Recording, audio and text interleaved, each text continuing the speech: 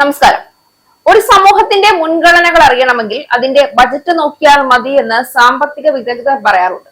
എന്നാൽ കേരളത്തിൽ ഇപ്പോൾ ഉയരുന്ന ചോദ്യം അതിനേക്കാൾ വലുതാണ്. ജനങ്ങൾക്ക് സബ്സിഡി അരിയും പഞ്ചസാരയും എത്തിക്കുന്ന സപ്ലൈകോയും മദ്യവിൽപ്പനയിലൂടെ സർക്കാരിന്റെ ഖജനാവ് നിറയ്ക്കുന്ന ബെവ്കോയും ഒരേ കുടക്കീഴിൽ കൊണ്ടുവരണമെന്ന നിർദ്ദേശം വെറും സാമ്പത്തിക പരിഷ്കരണമാണ്. അതോ കേരളത്തിന്റെ ക്ഷേമ സാമ്പത്തിക മാതൃകയെ തന്നെ പുനർനിർവചിക്കുന്ന ഒരു രാഷ്ട്രീയ തീരുമാനമാണ്? ധവളപത്ര സമിതിയുടെ ശുപാർശ പ്രകാരം ബെവ്കോയുടെ ലാഭം ഉപയോഗിച്ച് സപ്ലൈകോയുടെ നഷ്ടം നികത്തുകയാണ് സർക്കാരിന്റെ പുതിയ ലക്ഷ്യം. സാമ്പത്തികമായി നോക്കുമ്പോൾ ഇത് സർക്കാരിന്റെ സബ്സിഡി ഭാരം കുറയ്ക്കാനും ധനകാര്യ കാര്യക്ഷമത വർദ്ധിപ്പിക്കാനുമുള്ള മാർഗമാണ് എന്ന് വിലയിരുത്തപ്പെടുന്നുണ്ട്.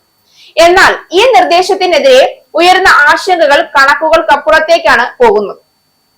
മദ്യവരുമാനത്തെ ക്ഷേമ പദ്ധതികളുടെ സാമ്പത്തിക അടിത്തറയാക്കുന്നത് സാമൂഹികമായും ധാർമ്മികമായും എന്ത് സന്ദേശമാണ് നൽകുക എന്ന ചോദ്യമാണ് ഇപ്പോൾ ചർച്ചയാകുന്നത്. ഇതിനിടയിലാണ് ഭക്ഷ്യവിതരണത്തിനുള്ള സപ്ലൈകോയും മദ്യവിൽപ്പനയ്ക്കുള്ള ബെവറേജ് കോർപ്പറേഷനും തമ്മിലുള്ള ലയനം അശാസ്ത്രീയമാണെന്നും ദൂരവ്യാപക സാമൂഹിക പ്രത്യാഘാതം സൃഷ്ടിക്കുമെന്നുമുള്ള പഠന റിപ്പോർട്ട് കൂടി പുറത്തുവരുന്നത്. സർക്കാരിന്റെ ധവളപത്രത്തിൽ സപ്ലൈകോ ബെവ്കോ ലയനം ശുപാർശ ചെയ്തിരുന്നു. ഇത് സംബന്ധിച്ച് ഗുലാത്തി ഇൻസ്റ്റിറ്റ്യൂട്ട് നടത്തിയ പ്രാഥമിക പഠനത്തിലാണ് ഈ ജാഗ്രതപ്പെടുത്തലുള്ളത്. 2021-22 മുതൽ 2024-25 വരെ കാലയളവിൽ രണ്ട് കോർപ്പറേഷനുകളുടെയും പ്രവർത്തനം വിലയിരുത്തിയായിരുന്നു പഠനം. റിപ്പോർട്ട് മന്ത്രി അനൂപ് ജേക്കബിന് സമർപ്പിച്ചു. ലാഭത്തിൽ പ്രവർത്തിക്കുന്ന ബെവ്കോയുമായി വൻ നഷ്ടത്തിലുള്ള സപ്ലൈകോയെ ചേർത്ത് ബാധ്യത മറികടക്കാനായിരുന്നു ശുപാർശ. ക്ഷേമാധിഷ്ഠിതമായിട്ടുള്ള സപ്ലൈകോയും വാണിജ്യാടിസ്ഥാനത്തിലുള്ള ബെവ്കോയും തമ്മിൽ ബന്ധിപ്പിക്കുന്നതിൽ അർത്ഥമില്ല എന്ന് പഠനം വ്യക്തമാക്കുന്നുണ്ട്. സപ്ലൈകോയെ സ്വയം പര്യാപ്തമാക്കാൻ നിർബന്ധിക്കുന്നത് അവശ്യ വസ്തുക്കളുടെ സബ്സിഡി കുറയ്ക്കുന്നതടക്കമുള്ള നടപടികളിലേക്ക് ഇടയാക്കും. ചില മേഖലകളിൽ പ്രവർത്തനം നിർത്തിവെക്കാനും ഇടയാവും. ഭക്ഷ്യവിപണിയിലെ മാറ്റവും വില വ്യതിയാനങ്ങളും ദാരിദ്ര്യം പോലുള്ള പ്രശ്നങ്ങൾക്കും സ്വകാര്യ മേഖലയുടെ ഇടപെടലിനും വഴിവെക്കും. ക്ഷേമലക്ഷ്യത്തിനായി സർക്കാർ ഗ്രാന്റിനെ ആശ്രയിച്ചാണ് സപ്ലൈകോയുടെ പ്രവർത്തനം. സർക്കാരിൽ നിന്ന് നേരിട്ട് ഗ്രാന്റ് വാങ്ങാതെയാണ് ബെവ്കോയുടെ പ്രവർത്തനം. പ്രവർത്തന ചെലവിന് ആഭ്യന്തര വരുമാനം ഉപയോഗിക്കുന്നുമുണ്ട്. ഇവിടെ സപ്ലൈകോയെ രക്ഷിക്കുകയാണോ സർക്കാർ ചെയ്യുന്നത്, അതോ ബെവ്കോയുടെ വരുമാനത്തെ ആശ്രയിക്കുന്ന ഒരു പുതിയ സാമ്പത്തിക മാതൃക സൃഷ്ടിക്കുകയാണോ? ഈ രണ്ട് ചോദ്യങ്ങൾക്കുള്ള ഉത്തരമാണ് കേരളത്തിന്റെ ഭാവി സാമ്പത്തിക നയത്തെ നിർണ്ണയിക്കുക. ഒരു വശത്ത് വർഷങ്ങളായി നഷ്ടത്തിൽ പ്രവർത്തിക്കുന്ന പൊതുമേഖലാ സ്ഥാപനങ്ങളെ നിലനിർത്താൻ പുതിയ സാമ്പത്തിക പരിഹാരങ്ങൾ സർക്കാർ തേടേണ്ടത് സ്വാഭാവികമാണ്. ധനക്കമ്മയം വർദ്ധിച്ചു വരുന്ന ക്ഷേമ ചെലവുകളും സർക്കാരിനെ പുതിയ വഴികൾ തേടാൻ നിർബന്ധിതമാക്കുന്നുമുണ്ട്.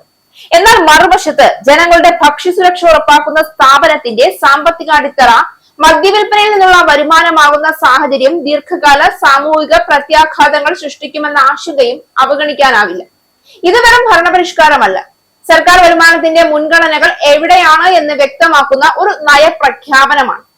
ക്ഷേമ പദ്ധതികൾ മുന്നോട്ട് കൊണ്ടുപോകാൻ ഉൽപാദനവും വ്യവസായവും തൊഴിലവസരങ്ങളും നികുതി അടിത്തറയും ശക്തിപ്പെടുത്തുന്നതിന് പകരം മദ്യവരുമാനത്തെ സ്ഥിരം സാമ്പത്തിക താങ്ങാക്കി മാറ്റുന്ന സമീപനം സ്വീകരിച്ചാൽ ഭാവിയിൽ മദ്യവിൽപ്പന കുറയുന്നത് സർക്കാരിന്റെ ക്ഷേമ പദ്ധതികൾക്കും തിരിച്ചടിയാകുന്ന ഒരു വൈരുദ്ധ്യത്തിലേക്ക് കേരളം എത്തിച്ചേരാം.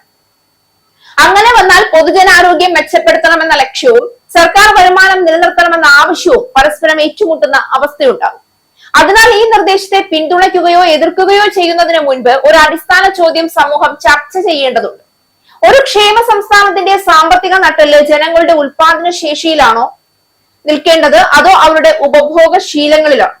കാരണം ഇന്നെടുക്കുന്ന ഈ തീരുമാനം രണ്ട് പൊതുമേഖലാ സ്ഥാപനങ്ങളുടെ ഭാവി മാത്രമല്ല നിർണ്ണയിക്കുക, കേരളത്തിന്റെ ഭാവി കൂടിയാണ്. വരും തലമുറകളിലെ കേരളം എങ്ങനെ ഒരു സാമ്പത്തിക മാതൃക പിന്തുടരുമെന്ന ചരിത്രപരമായ ചോദ്യത്തിനുള്ള ഉത്തരവും ഇതിലൂടെ രൂപപ്പെടും. സാമ്പത്തിക പ്രതിസന്ധികൾ വരും പോകും. എന്നാൽ അവയെ മറികടക്കാൻ സ്വീകരിക്കുന്ന നയങ്ങൾ സമൂഹത്തിന്റെ മൂല്യങ്ങളെ തന്നെ മാറ്റിമറിക്കുന്നതാകരുത്. അതാണ് ഈ ചർച്ചയുടെ ഏറ്റവും വലിയ മുന്നറിയിപ്പ്.